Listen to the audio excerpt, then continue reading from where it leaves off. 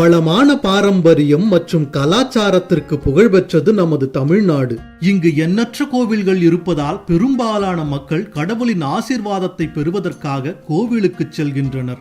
இருப்பினும் வெகு சிலரே கோவில்களுக்கு செல்வதன் பின்னணியில் உள்ள விஞ்ஞானபூர்வமான காரணத்தை தெரிந்து வைத்துள்ளனர். அத்தகைய காரணங்களை நாமும் தெரிந்து கொள்வோம் வாருங்கள்.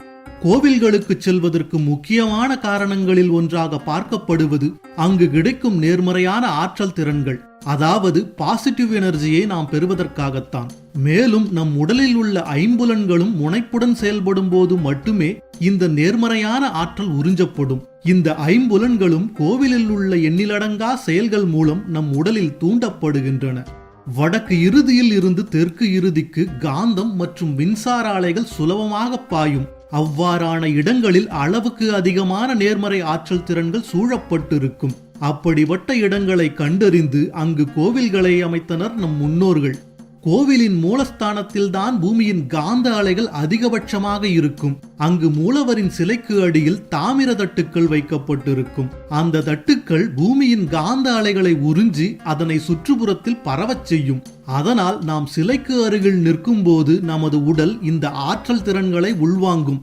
இதனால் உடலுக்கு தேவையான நேர்மறையான ஆற்றல் திறன்கள் நமக்கு கிடைக்கும்.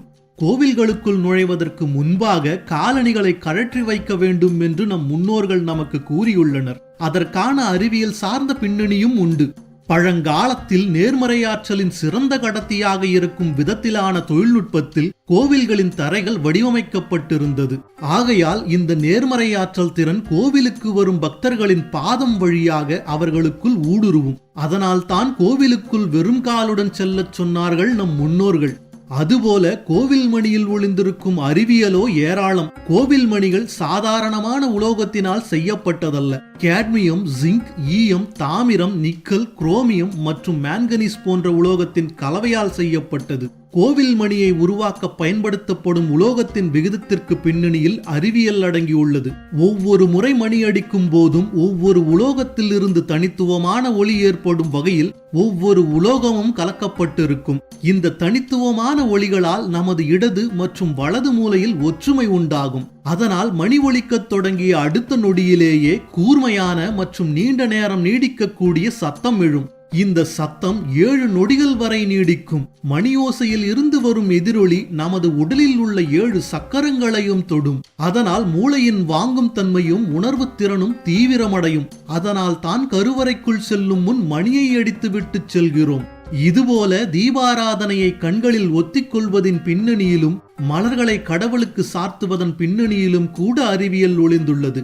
தீபாராதனையை காட்டும் போது கற்பூரம் ஏற்றப்பட்டுள்ள தட்டில் கைகளால் ஒத்தி எடுப்போம். பின் கைகளால் கண்களை ஒத்திக் கொள்வோம். இதனால் வெதுவெதுப்பான கைகள் கண்களை மென்மையாக தொடுவதால் கண்களின் பார்க்கும் உணர்வு முனைப்பாகும்.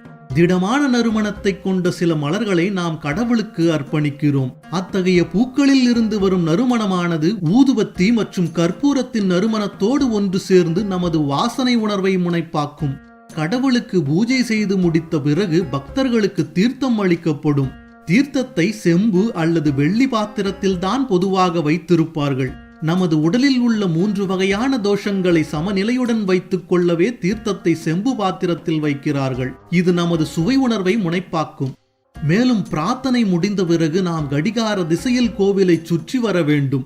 அப்படி சுற்றி வருவதால் கோவிலுக்குள் இயங்கிக் கொண்டிருக்கும் ஒட்டுமொத்த நேர்மறையான ஆற்றல் திறன்களையும் நமது உடல் உறிஞ்சிவிடும். இதனால் மனதிற்கு அமைதி கிடைக்கும். இத்தகைய அற்புதமான அறிவியல் சிந்தனையோடுதான் நமது முன்னோர்கள் கோவில்களை அமைத்து அதனை மக்கள் வழிபட வழிவகுத்துள்ளனர். ஆகையால் அதன் நன்மையை நாமும் பெற்று வாழ்வில் சிறப்புறுவோம். இது போன்ற மேலும் அறிவியல் கலந்த வரலாற்று செய்திகளுக்கு பயாஸ்கோப் சேனலை சப்ஸ்கிரைப் செய்யுங்கள். நன்றி, வணக்கம்.